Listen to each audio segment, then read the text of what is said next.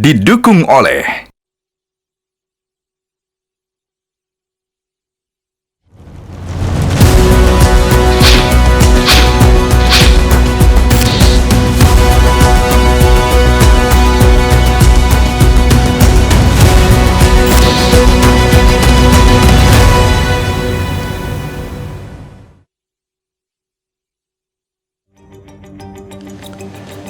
Selamat malam pemirsa, pekan ini mata dunia tertuju ke Jenewa, Swiss.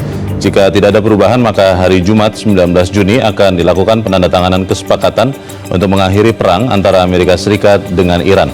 Harapan dunia kini tengah melambung. Benarkah badai global telah berlalu? Seperti apa dampak berakhirnya perang Iran dan Amerika Serikat terhadap ekonomi global dan Indonesia? Pemirsa, bersama saya Leonard Samosir, inilah Top Ekonomi.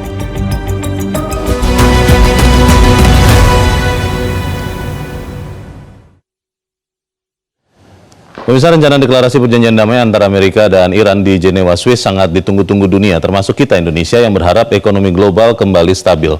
Kabar yang melegakan dunia itu datang dari Perdana Menteri Pakistan, Shehbaz Sharif, 15 Juni awal pekan ini. Shehbaz Sharif mengumumkan Amerika Serikat dan Iran sudah mencapai kesepakatan damai setelah melewati perundingan intensif. Kesepakatan itu disebut mencakup penghentian seluruh operasi militer secara segera dan permanen dan pembukaan kembali Selat Hormuz. Shehbaz Sharif menegaskan Presiden Amerika Donald Trump dan pemimpin Iran Mojtaba Hosseini Khamenei akan menandatangani perjanjian perdamaian itu di Jenewa, Swiss, Jumat 19 Juni pekan ini. Atas kabar berakhirnya perang ini, Direktur Pelaksana IMF Kristalina Georgieva dalam publikasi di situs IMF menyatakan IMF menyambut baik detik-detik berakhirnya perang. Karena menurut Kristalina, perang telah mempengaruhi harga komoditas, pasar keuangan, dan mendorong inflasi, namun belum sampai pada tingkat yang mengisyaratkan perlambatan ekonomi global. Optimisme bahwa perang tidak membuat ekonomi dunia melambat disebut oleh Direktur Pelaksana IMF Kristalina sebagai hal yang menggembirakan. Namun dunia tidak boleh lengah. Kristalina Georgieva mengatakan ekonomi global mampu bertahan adalah hal yang menggembirakan, namun bukan berarti kita boleh lengah.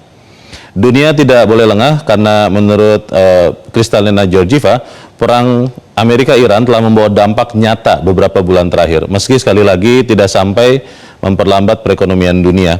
Kristalina mengatakan IMF tetap dalam kondisi waspada tinggi meski sudah tercapai kesepakatan damai antara Amerika dan Iran. Salah satu poin penting pasca berakhirnya perang menurut Kristalina adalah proses pemulihan pasokan energi yang sempat terhenti karena penutupan Selat Hormuz beberapa bulan terakhir. Direktur Pelaksana IMF itu mengatakan pasokan energi dari Selat Hormuz akan butuh waktu untuk pulih. Di Indonesia, strategi untuk menghadapi dampak perang Iran difokuskan untuk menjaga daya beli, memperkuat nilai tukar rupiah, dan memperkuat kepercayaan investor dunia terhadap prospek ekonomi Indonesia. Indonesia melakukan berbagai diplomasi ekonomi, yaitu menemui investor dunia di pusat-pusat keuangan global di Amerika dan Eropa juga Asia. Kemudian Indonesia juga tidak menaikkan harga bahan bakar minyak bersubsidi, meski harga minyak mentah dunia melambung karena perang. Agar ekonomi tetap bergerak, Indonesia juga memberikan berbagai potongan pajak dalam bentuk berbagai insentif. Dan untuk menjaga nilai tukar, Indonesia menerapkan ekspor satu pintu dan kewajiban menyimpan devisa hasil ekspor itu di dalam negeri. Atas kabar berakhirnya perang dan atas berbagai strategi Indonesia menghadapi dampak perang, maka pada awal pekan ini kemarin, nilai tukar rupiah dan indeks harga saham gabungan Bursa Efek Indonesia terus bergerak menguat. Kalau Senin 8 Juni pekan lalu rupiah sempat ada di level 18.200 per dolar Amerika, maka hari Senin kemarin rupiah sudah ada di 17.695 per dolar Amerika. Begitu juga dengan indeks harga saham gabungan Bursa Efek Indonesia pada hari Senin kemarin, hari ini tutup karena libur, IHSG ada di level 5.352 dan Senin IHSG itu telah melompat hampir 1.000 poin menjadi 6.254. Pertanyaannya pemirsa, apakah benar badai dari dampak perang di Timur Tengah itu sudah berlalu? Pemirsa, tetaplah bersama kami, Top Ekonomi akan kembali setelah jeda satu ini.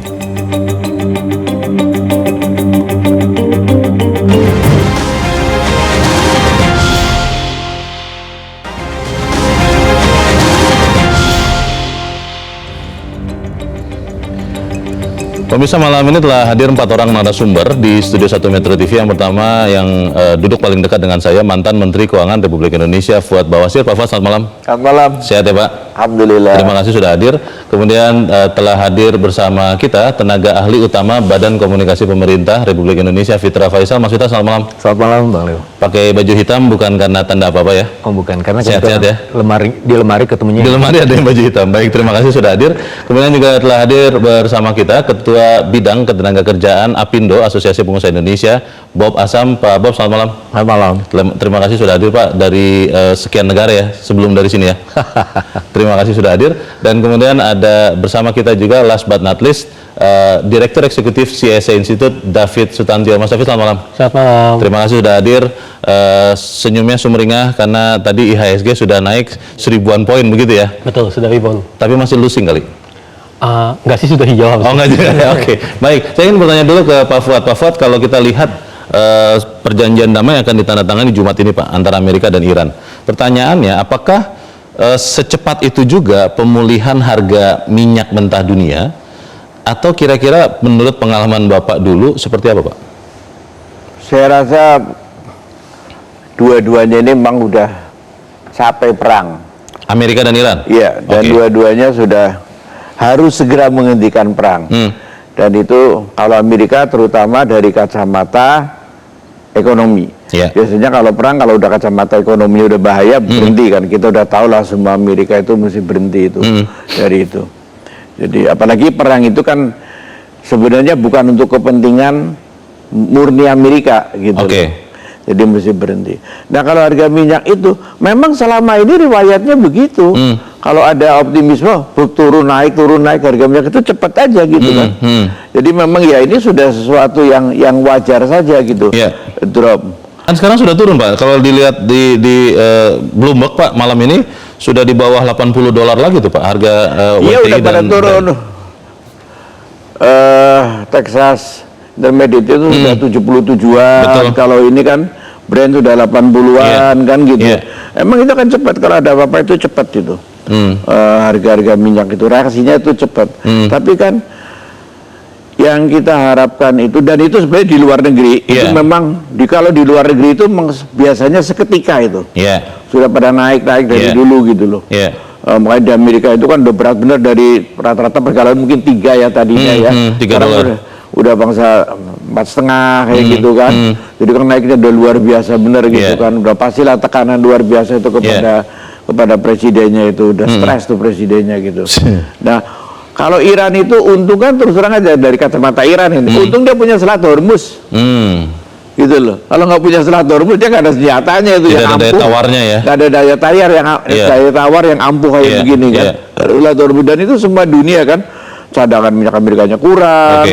Dunianya International Energy Agency itu ya kan udah turunnya harga minyak mentah ini Pak Fuad, kalau Anda lihat memang karena euforia saat ini saja, atau ini akan terus berkelanjutan kalau memang Selat Hormuz bisa segera dibuka Pak? Kan Selat Hormuz itu katanya nggak bisa segera dibuka karena mungkin masih banyak ranjau di situ Pak. Iya. Ranjau. Tapi saya rasa dia akan turun. Akan turun ini kalau memang perjanjiannya ini adalah memang sudah benar perjanjiannya, tidak ada lagi yang bisa neko-neko ngajak perang lagi atau apa. Walaupun itu ada pembersihan ranjau, itu akan berhenti karena itu sudah menjadi kepentingan seluruh dunia itu. Baik. Saya ingin ke Pak Bob sebelum ke Mas Fitra. Pak Bob, pengusaha kan biasanya katanya paling cepat Pak intuisinya melihat.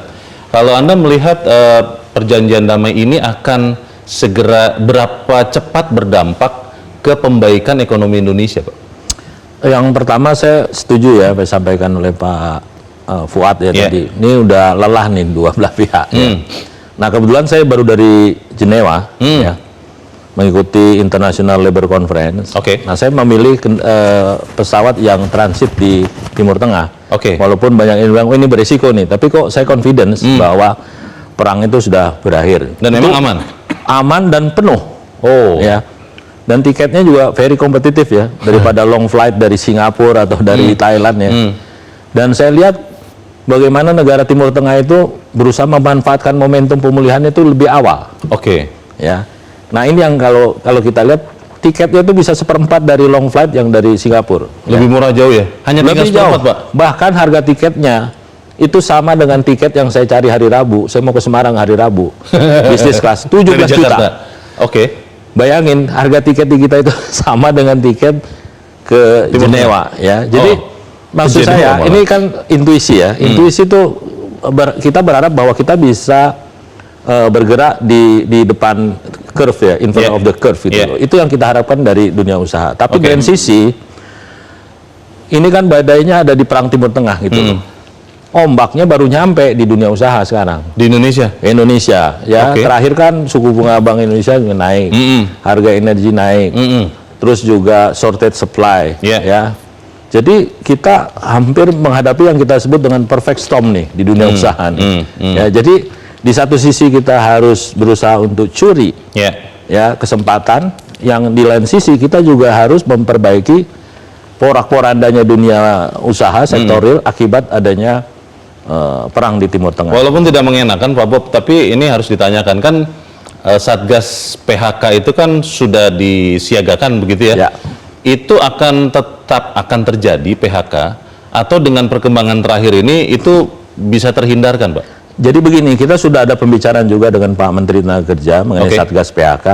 Jadi lebih ke arah preventif Satgas ini. Jadi kita nanti akan membicarakan 12 langkah menghindari PHK. Jadi mungkin ada perusahaan yang baru di awal, ada yang di tengah, di akhir. Jadi bagaimana menyelamatkan yang di awal, bagaimana memitigasi yang memang sudah terhindari. Jadi itu yang kita lakukan. Sekaligus kita juga melakukan pemetaan. Sebenarnya sektor usaha ini kondisinya seperti apa?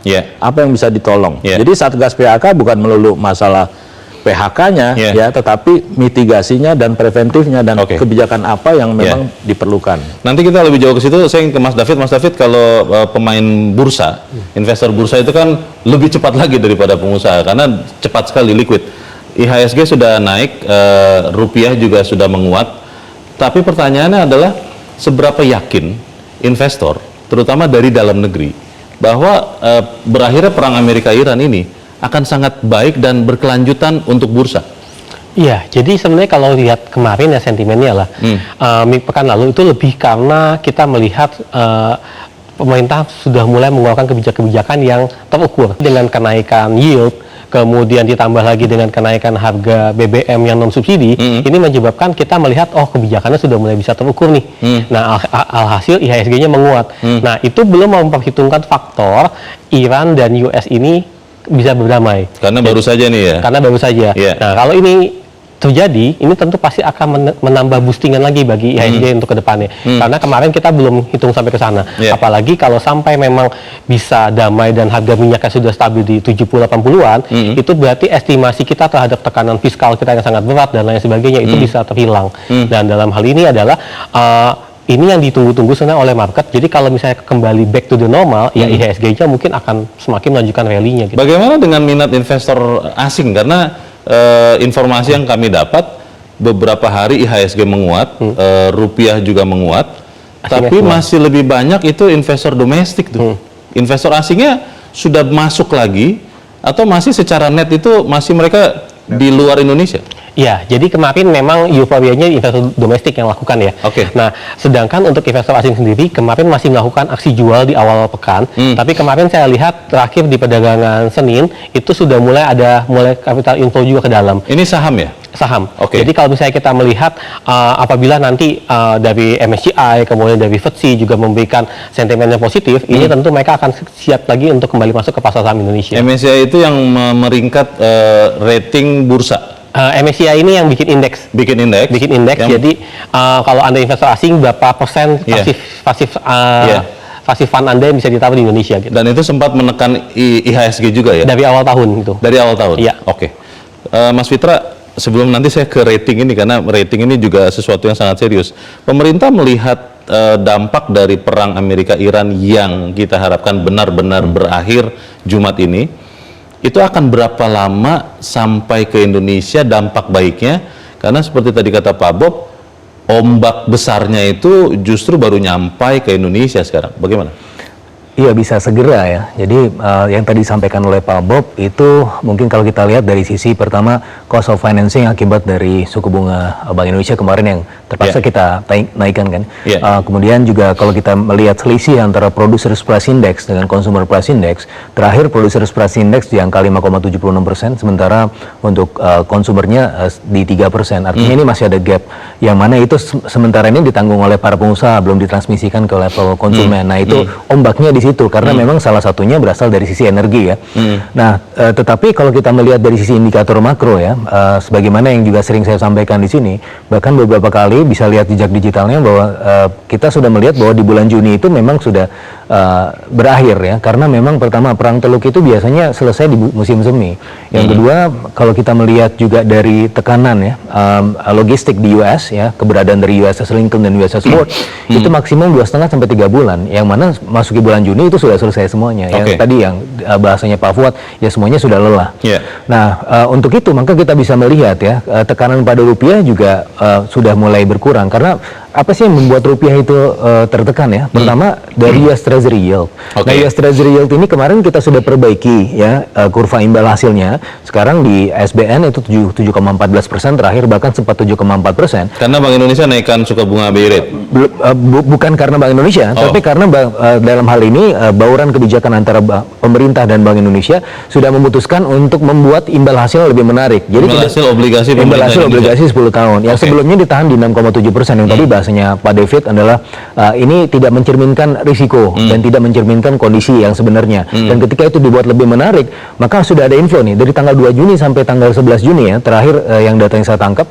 Itu ada inflow 495,35 juta dolar, masih ada outflow 342 juta dolar untuk di obligasi ya, ini asing ya, tetapi netnya masih 153,35 juta dolar, artinya ini juga memperbaiki kondisi rupiah di saat ini.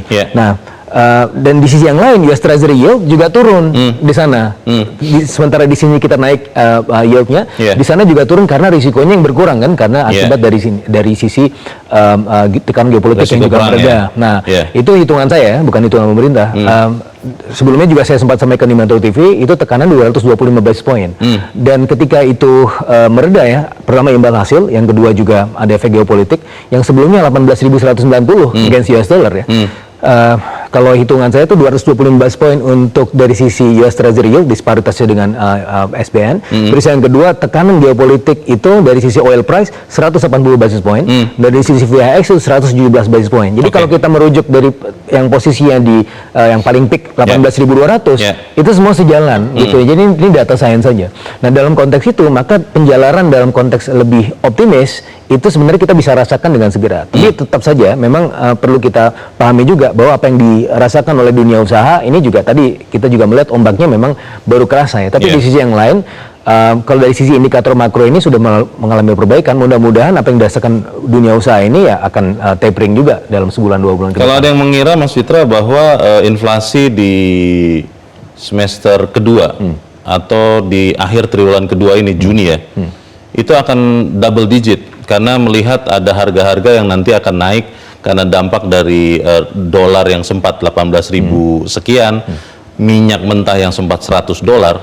Anda melihat peluang untuk inflasi itu di triwulan 2 akhir atau akhir dari first half ini akan bisa seperti itu atau akan tetap relatif kecil inflasinya? Sangat kecil probabilitasnya. Karena kalau kita belajar dari tahun 2022, di mana pada saat itu Rusia dan Ukraina dan terpaksa kita menaikkan BBM ya, di bulan September 30%, inflasi pada saat itu cuma 5,5%, 5,6%. Even nggak sampai 6%.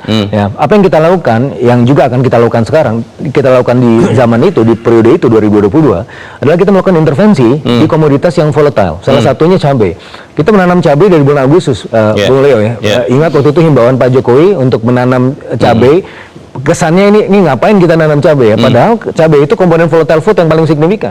Di bulan Agustus kita tanam cabai, kemudian di bulan Oktobernya ada deflasi cabai, yang mana pada akhirnya imbasnya di tahun 2022 inflasi kita cuma 5,6%. Nah, Dan dengan pola yang sama kita juga melihat ya, bahkan sudah dari beberapa pekan yang lalu kita sudah mulai petakan ya, beberapa industri-industri yang memang terpapar ya harga minyak dan seterusnya, komponen impornya yang tinggi dan seterusnya terpapar US dollar. Nah ini bisa segera diintervensi, dan supply side intervention ini yang bisa menjaga kita tidak sampai double digit. Dan kalau kita lihat dari Producers Price Index pun sebagai salah satu indeks nanti heads up nanti inflasi kita level berapa di level konsumen itu 5,7%. Dan even yang paling worst sekalipun itu sudah sampai double digit. Jadi kalau inflasi tidak melonjak double digit, harga minyak mentah sekarang tinggal 70-80 dolar dari tadinya 100 lebih. Artinya Pertamax pun akan bisa kembali turun lagi. Oh, sangat bisa, karena Pertamax itu kan marked by market price ya. Dan tidak subsidi ya. Kenapa kemarin naik? Meskipun di awalnya kan sempat ditahan kan, tidak naik juga. Sempat ditahan ya karena memang waktu itu ya kita melihat ini baru selesai Lebaran ya, terus konsumen juga masih merayakan festivities. Masa langsung dinaikin gitu kan, dan kelas menengah juga kan belum benar-betul pulih gitu. Dan masih sanggup waktu itu mengcover selisih harganya. Nah, ini kan Pertamina ya, kita belum bicara APBN. Kalau APBN kan Pertalite dan solar tetap disubsidi ya, tidak ada kenaikan harga. Tapi untuk Pertamax ini kan kita bicara mengenai going concern Pertamina. Nah, dalam konteks ini ya Pertamina mark to market prices, dan oleh karenanya ketika harga minyak turun ya harusnya ya bisa turun juga. Pertanyaannya kan ada orang yang mengatakan dampak perang ini, terutama pembersihan Selat Hormuz, Pak Fuad, adalah sesuatu yang butuh waktu. Tadi ranjau laut itu mungkin bertebaran, Pak, dan ada yang mengatakan 3-6 bulan baru kemudian lalu lintas Selat Hormuz akan kembali normal sebelum perang. Pertanyaannya, sanggupkah Indonesia mempertahankan ekonominya tidak kena badai yang tadi Pak Bob katakan sebelum kemudian pembaikan itu terjadi? Kita jeda dahulu, pemirsa, tetap bersama kami. Top Ekonomi segera kembali.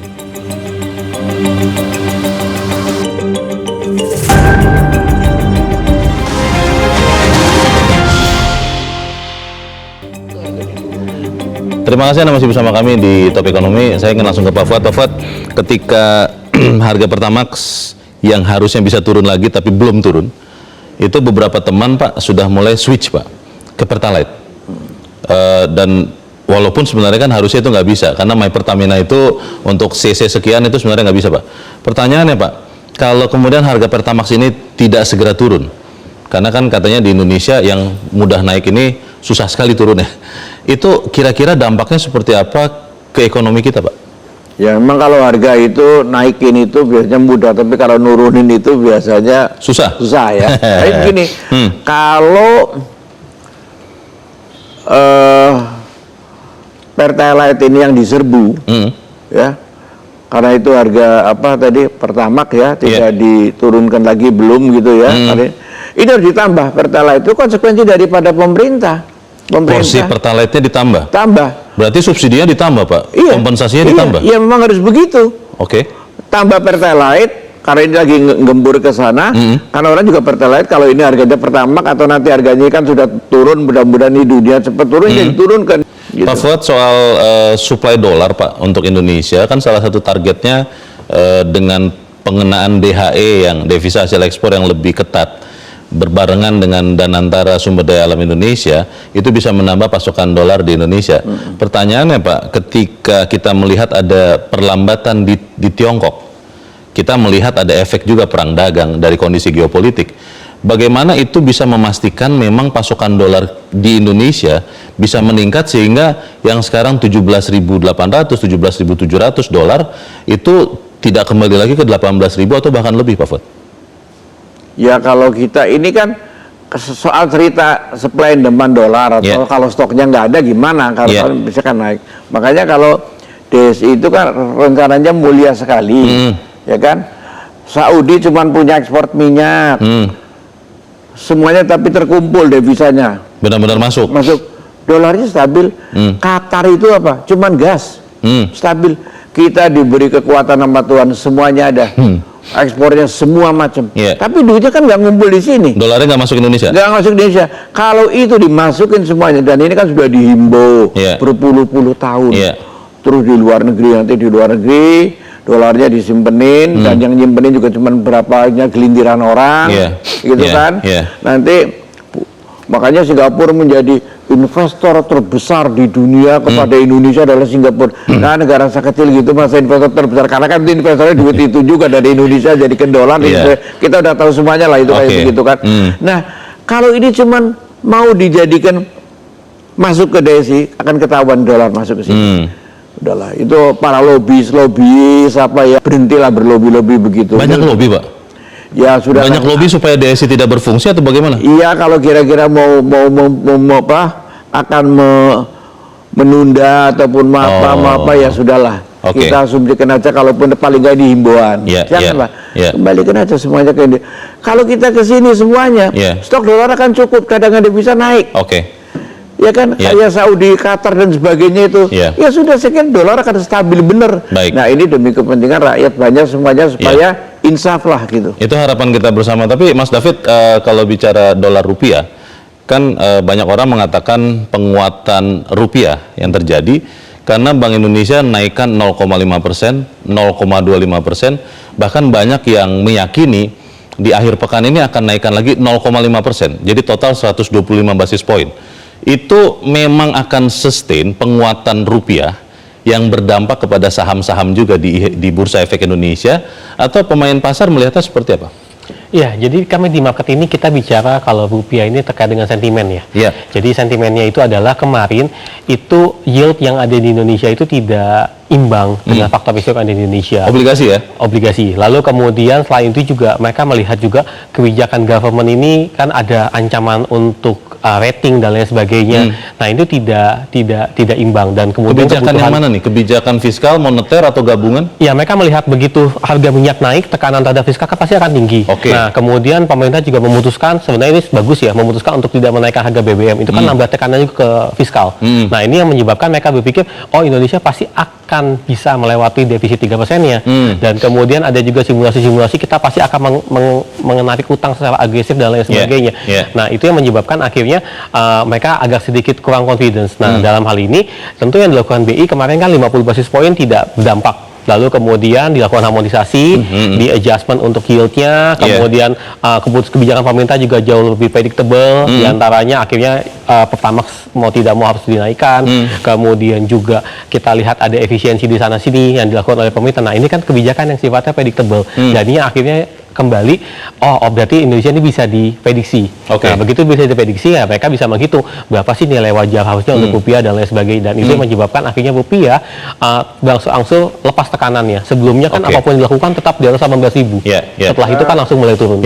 Itu di samping itu memang ada juga ini ya, kita juga harus koreksi ya, ada antara dua-duanya itu concern benar dengan keadaan pasar ya. Menteri Keuangan hanya concern, Gubernur BI concern, tapi kurang ada koordinasi. Jadi masing-masing kerja. Itu kan yang kemudian Pak Dasko turun, ya kan? Turun terus kemudian diatur ini, coba dikoordinasikan. Begitu dikoordinasikan kan mulai juga beredar. Dibaca pasar sesuatu yang lebih terkoordinasi begitu ya? Terkoordinasi, karena memang itu harus dikoordinasikan. Baik, saya ke Mas David lagi, tapi ada yang bertanya begini Mas David, kalau untuk Bursa Efek Indonesia, ada yang namanya Morgan Stanley Capital Index rebalancing, yang tadi sudah Anda katakan dari Januari tahun ini tuh menekan bursa. Lalu kalau bicara country rating, ada lembaga-lembaga pemerintah, ada Moody's, ada Fitch, dan yang terdekat ini Standard & Poor's, S&P, yang dikhawatirkan akan menurunkan rating Indonesia. Kalau MSCI dikhawatirkan akan menurunkan bobot Bursa Efek Indonesia. Ini namanya kekhawatiran. Kalau pelaku pasar melihatnya seperti apa? Iya, jadi sebenarnya kalau kita melihat MSCI, kan kekhawatirannya adalah turun statusnya dari emerging market menjadi frontier. Nah, tapi frontier itu secara sederhana bisa nggak saya terjemahkan antah berantah begitu? Iya, frontier itu jauh di bawah kita lah. Itu sekelas dengan negara-negara di Afrika. Negara di Afrika? Iya. Nah, tapi kami melihat kemungkinan itu kecil. Karena kenapa? Karena tetap bagaimanapun Indonesia sudah melakukan reformasi pasar modal, dan kemudian kita juga punya market cap juga bagus, kemudian komoditi kita juga cukup banyak yang bagus. Jadi kemungkinan untuk turun ke frontier kecil. Cuma memang kita akan menghadapi namanya pengurangan bobot. Jadi karena cukup banyak saham-saham yang dikeluarkan dari list indeks MSCI, mau tidak mau investor asing itu harus menjual saham-saham tersebut, dan nanti tergantung MSCI memasukkan saham-saham baru seperti apa. Nah, ini yang kita nantikan. Apakah dia akan memasukkan saham-saham baru secara bertahap, ataupun bisa langsung agresif, banyak saham baru yang menggantikan yang saham yang kemarin keluar. Nah, ini yang kita nantikan. Karena ada cukup banyak juga list company yang bagus ya, yang seharusnya bisa menggantikan saham-saham yang kemarin sudah keluar itu. Oke, itu MSCI. Kalau S&P, Anda melihatnya seperti apa? Oke, S&P ini kan sudah 2 lembaga ya, Fitch sudah kasih kita outlook negatif, Moody's juga sudah kasih kita outlook negatif.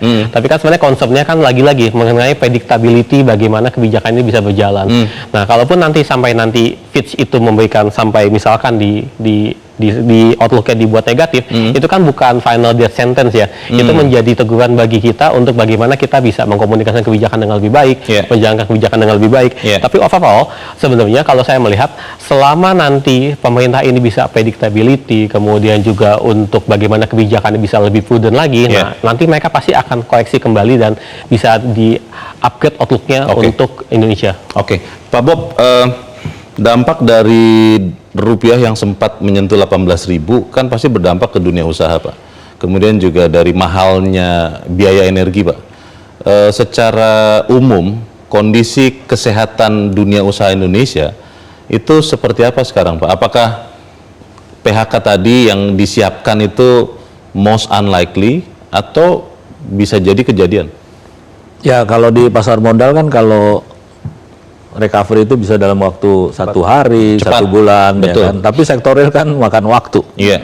Ya, jadi terus terang aja di sektorial sekarang kita survival mode ya. Jadi berusaha untuk melakukan efisiensi karena kan ini banyak yang harus kita absorb ya. Kenaikan harga karena energi, kemudian juga short supply. Sedangkan untuk harga jual kan nggak mungkin kita naikkan. Jadi harus ada yang kita absorb.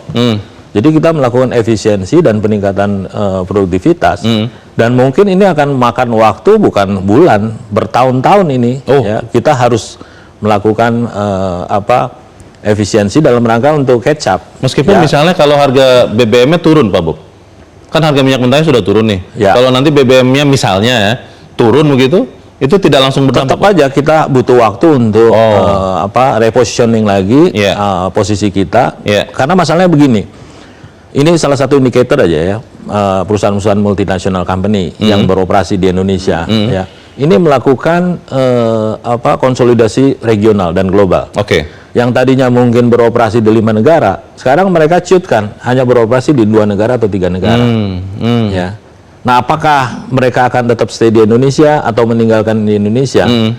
Mereka sudah putuskan. Untuk baliknya lagi kan butuh waktu yang tidak sebentar. Karena proses dan kepercayaan mungkin ya, Pak ya? Nah, jadi lihat lagi perkembangan ekonominya seperti apa, kebijakannya seperti apa. Ya. Jadi itu yang menjadi pertimbangan, dan kalau toh mereka ekspan juga butuh waktu yang cukup lama gitu. Jadi memang sektor real ini membutuhkan waktu dan juga support ya dari pemerintah terutama. Ya. Kalau exposure terhadap dolar, Pak, kalau kita ingat kan di Krismon itu banyak perusahaan Indonesia yang kolaps karena tidak melindungi nilai pinjaman dolarnya, tidak di hedging, sehingga kemudian benar-benar terkapar ketika dolar dari 2 ribuan jadi 16 ribuan. Kondisi sekarang itu seperti apa? Kalau sekarang saya lihat jauh berbeda lah. Mereka akan, maksudnya sudah aman? Sudah lebih berhati-hati. Tinggal sekarang bagaimana pemulihan pasar domestik, kemudian juga pasar ekspor. Dan jangan lupa nih, perang Iran Amerika ini juga mengganggu logistik, global logistik ya, seperti kontainer. Jadi event perangnya di Timur Tengah, tapi ekspor kita ke Filipina susah nih karena kontainernya nggak ada. Kontainer tertahan begitu? Tertahan ya. Jadi sebenarnya ini secara global ini kita nih balance gitu, ya. Logistik, kemudian juga modal dan lain sebagainya.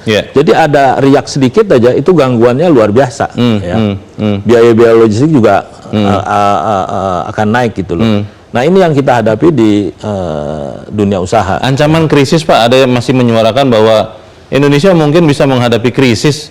Kalau pengusaha melihatnya seperti apa, Pak? Dalam tahun ini deh, katakan sampai akhir tahun. Ya, ada kemungkinan itu tidak? Ya, pengusaha harus optimis lah. Harus optimis. Jadi kita berharap dengan adanya perdamaian Amerika Iran ini, ya ini ceasefire nih kalau nggak salah ya, 60 hari. Kita berharap ini akan berlanjut. Kita juga berharap semester 2 ini bisa menjadi prime mover ya untuk ekonomi kita ke depan ya. Nah, ini kita berharap, ini kita sebenarnya sebelumnya ini berkecil hati nih semester 2 nih apa yang menjadi penggerak drivers ekonomi ini apa gitu loh. Dengan adanya ceasefire perang US dan Iran ini, kita berharap nanti akan jadi prime mover ekonomi kita ke depan, dan saya sih berharap pemerintah nanti banyak mengeluarkan kebijakan-kebijakan yang pro terhadap bisnis recovery, insentif kemudian juga bagaimana stabilisasi kebijakan, kebijakan yang bisa dipredik. Dan satu yang menurut saya udah lama hilang ya, di kita nih biasanya kalau sebelum ada kebijakan penting itu ada regulatory impact analysis, ada RIA-nya ya, sehingga analisanya, kemudian dampaknya itu juga kita bisa ketahui bersama, sehingga dunia usaha bisa mengantisipasi dari awal. Regulatory impact analysis dan komunikasi mungkin ke pelaku usaha ya Pak? Ada Mas Fitra yang tadi itu beliau bilang masalah zaman Krismon. Iya. Jangan Krismon mengenai hedging segala macam itu, saya ingin mengingatkan bahwa pada waktu Krismon itu utang swasta tidak ada datanya, tidak dilaporkan sama sekali kepada pemerintah ataupun kepada Bank Indonesia. Utang luar negerinya loh mereka itu. Maka sejak itulah kan mulai ditata. Baik. Pertanyaannya adalah begini Bapak-bapak, Mas Fitra, ini terakhir. Ketika Bank Indonesia menaikkan BI rate, itu kan ada harga yang harus dibayar. Kredit langsung naik. Kemudian itu bisa menekan ekspansi usaha. Saya tidak tahu Pak Bob benar seperti itu atau tidak. Pertanyaannya bagaimana kemudian stabilisasi nilai tukar ini tidak melukai pertumbuhan terlalu dalam. Kita bahas di bagian berikut. Bisa tetap bersama kami, Top Ekonomi segera kembali.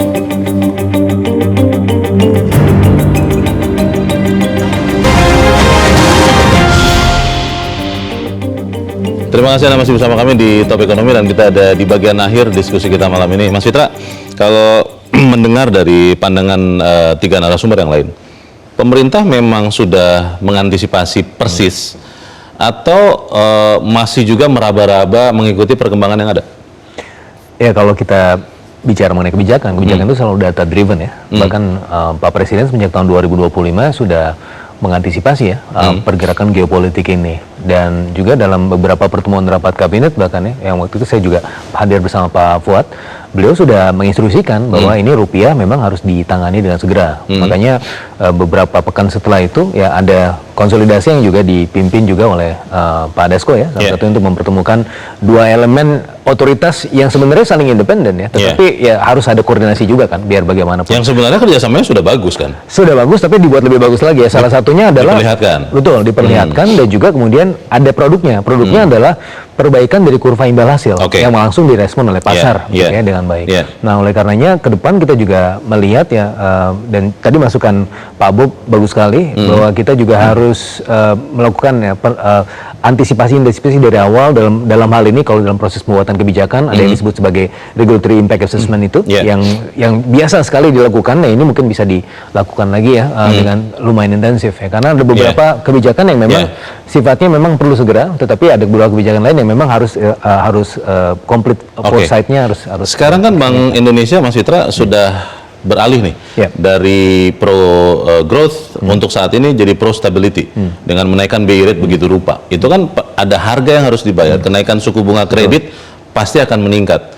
Itu sudah terantisipasi juga oleh pemerintah. Pemerintah tidak apa-apa menahan dulu pertumbuhan, mungkin tidak setinggi yang dicanangkan Menteri Keuangan misalnya. Mungkin bisa 5% saja gitu, atau tidak sampai 6%, atau sudah punya formula untuk saat ini rupiah sudah stabil, pertumbuhan tetap masih bisa dikejar, atau memilih untuk menjaga rupiahnya saja dulu. Begini, rupiah itu kan juga merupakan komponen pertumbuhan. Ya. Bagaimana juga rupiah itu translasinya ke ongkos produksi ya. Kalau kita lihat ya di industri manufacturing, rupiah itu sangat signifikan gitu ya, karena kan komponen impornya juga lumayan tinggi gitu ya. Nah, dalam konteks pilihan-pilihan kebijakan, nah maka kita bisa melihat memang ada trade-off-nya dari sisi pertumbuhan. Tetapi target pertumbuhan ekonomi yang dicanangkan secara formal pemerintah kan 5,4%, itu masih bisa tercapai ya, insya Allah. Karena kan tahun ini ya? Kuartal 1 kan 5,61%. Ya. Jadi kita masih bisa menjaganya supaya tetap 5,3, 5,4%. 5%. Nah, average, on average ya. Meskipun kalau dari sisi tantangan yang lain ya, dari sisi ongkos finansial itu pasti meningkat ya, dengan ada imbal hasil yang meningkat. Ya, pemerintah dalam bond issuance-nya pasti lebih mahal. Begitu juga dengan suku bunga Bank Indonesia yang sudah dinaikkan 75 basis point ya. Nah ini, tapi kan kita harus melihat ini apa yang harus ditangani dulu dengan segera. Kalau kita bicara mengenai, ada ongkosnya suku bunga. Tapi di sisi yang lain, ongkos dari rupiah yang terdepresiasi itu jauh lebih besar lagi. Maka itu yang menjadi lebih fokus kan. Apakah pandangan Mas Fitra ini, Pak Bob, pengusaha juga meyakininya juga? Kan nanti yang menghadapi para pengusaha, Pak, ketika mau kredit modal kerja misalnya, otomatis bunganya sudah naik gitu. Bagaimana? Ya, kita lihat kan faktornya ini bukan hanya perang Iran dan US, juga ada kebijakan ekonomi di US sendiri, ya. Itu juga kita jangan lupa, itu juga masih mempengaruhi ekonomi kita ke depan. Bagaimana kita mengantisipasi hal tersebut ya? Karena inflasi Amerika tinggi ya? Ya, inflasi Amerika tinggi, kemudian juga kebijakan import Amerika ya dari Indonesia yang kena tarif 19%. Itu mereka buyers yang di Amerika tuh minta burden sharing gitu loh. Jadi kita harus menanggung juga sebagian kenaikan biaya impor. Itu juga mempengaruhi juga, terutama untuk industri padat karya kita yang ekspor ke US paling utama. Dan itu menyerap tenaga kerja. Nah ini juga yang yang kita hadapi bersama ya, bagaimana mitigasinya terhadap industri-industri padat karya, ya itu juga harus dibicarakan, termasuk terhadap kenaikan suku bunga. Persisnya apa Pak yang diharapkan pengusaha dari pemerintah ya? Kan kalau otoritas moneter sudah memainkan perannya nih. Misalnya, saya ingat tahun lalu kalau tidak salah dengan Pak Bob juga di sini, berani tidak misalnya pemerintah menurunkan pajak pertambahan nilai begitu untuk men-boost transaksi ekonomi. Seperti itu atau ada yang lain? Sebenarnya kalau bisa sampai ke situ, wah bagus banget gitu loh. Karena itu bisa memberikan sinyal yang sangat positif ya terhadap ekonomi kita. Tapi memang balik lagi ke fiskal kita gitu loh.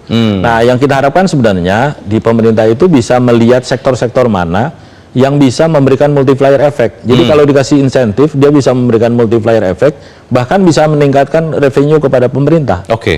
Nah ini yang sektor-sektor yang harus kita pilih untuk kemudian dibuat kebijakan. Contohnya seperti apa tuh Pak Bob?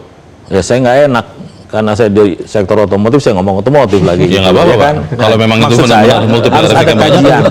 Maksud saya harus ada kajian sektor-sektor mana ya. Biasanya kan dari LPMUI, University kan bisa melakukan kajian sektor-sektor yang bisa memberikan multiplier effect. Jadi ini yang kita sebut dengan smart spending itu loh, untuk mendapatkan smart revenue.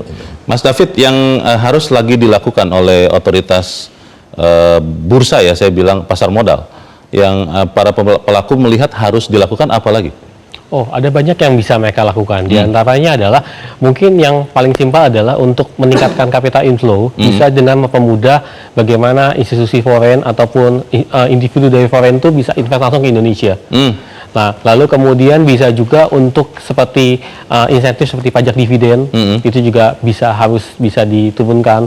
Lalu kemudian juga cukup banyak insentif lain, terutama dari sisi perdagangan dan mekanisme free float itu seperti apa.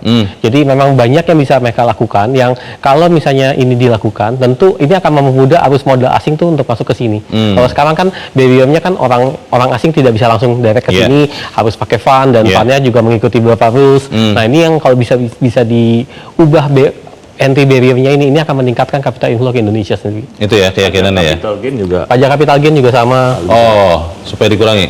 Ya nanti bisa dihitung apakah finalnya tetap di 0,01% atau bisa dikurangi gitu. Oke. Terima kasih Mas David. Pak Fuad, terakhir Pak. Saya ingat S&P itu menulisnya begini Pak, ketika menurunkan outlook. Unpredicted policy making. Itu yang concern mereka. Mereka tidak bicara soal defisit anggaran, mereka tidak bicara soal target pertumbuhan ekonomi, angkanya nggak masalah.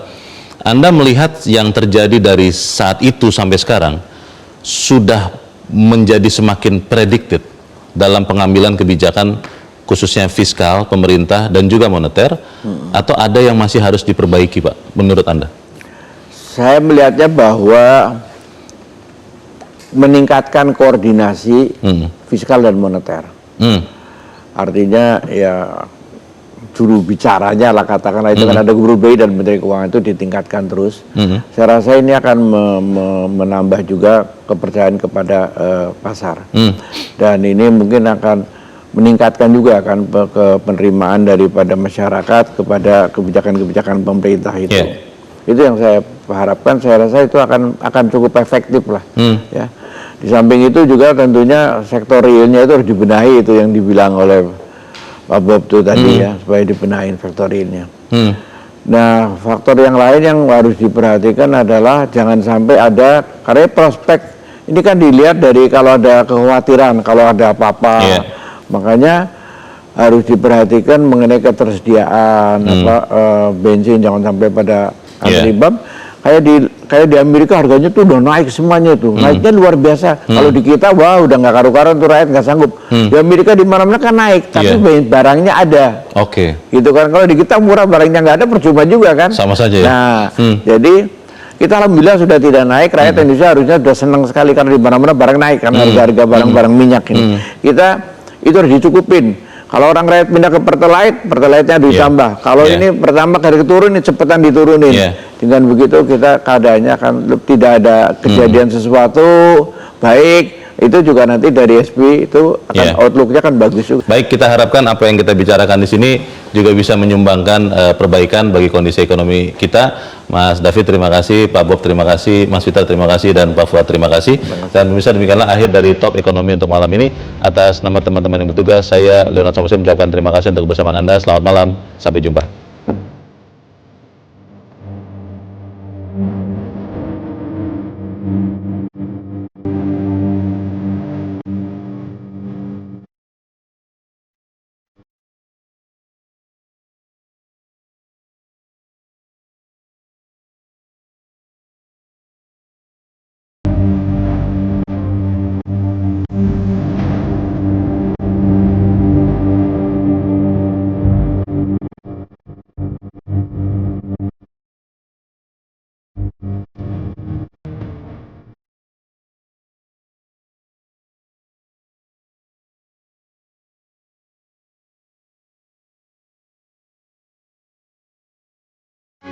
Metro TV